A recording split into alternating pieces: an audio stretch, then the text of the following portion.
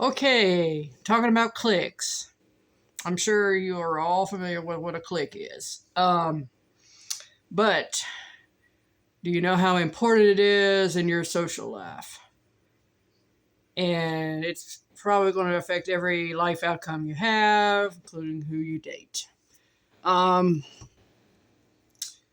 I don't know what it is. America is always blowing the horn all the time about individualism and being individualistic and I this, me that, which is ironic and contradictory because just about everything that seems to function involves some kind of in group. I have never seen an exception. I have never seen a loner in America ever really make great strides in life. Um, or if they did, it was a very, very rare exception. So, cliques. And I say this asking how many people are actually in a clique. Let's say you've got two or three good friends. Is that a clique? I don't know. I don't really think it is. You're just someone who has two or three good friends, which is great. Keep them around. You know what I mean? But it's unfortunate, but pretty much wherever you're at on the pecking order is going to determine um, everything at school, all the way down to who's even going to invite you over to eat lunch with them. So, I mean, look at the Chads and the Stacys. They're all in the same clique. And some cliques have more power than others, or they're higher up on the food chain. Anywhere there's cheerleaders, football players, yeah, they're pretty much at the top. Then you go down, I guess there's other sports, and I guess something like chess club, something science related, math related, going down to the bottom because everything that's considered nerdy is not valued as much. But you're probably never going to have a boyfriend or girlfriend in high school or college if you're not in a clique, because most of the time you will not be introduced. The opportunities are gatekept by whoever is the queen bee or the big man on campus for men is in at the head of that clique. In other words, they decide who stays, who goes, who gets to date who. It wouldn't be any different.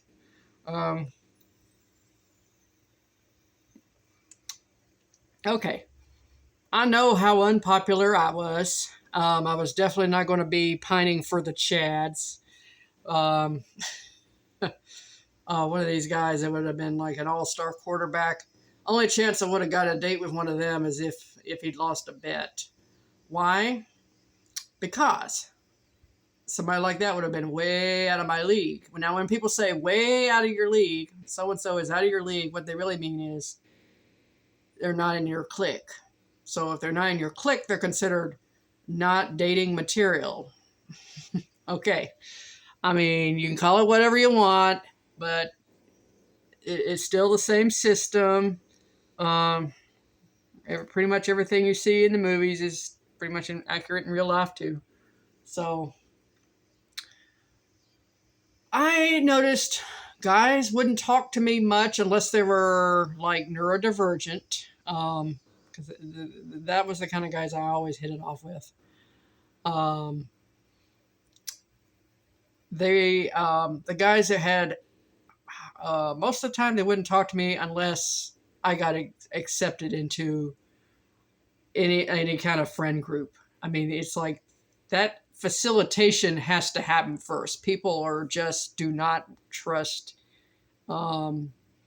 anybody outside that circle. So sure, there's people who slip through the cracks, but I still say cliques are probably the only way you're going to get any kind of social involvement that's going to be fun and beneficial to you in some way. I mean, not just dates, but getting to go invited to parties, um, getting um, getting to. I mean, don't think about just then. Think about the years ahead.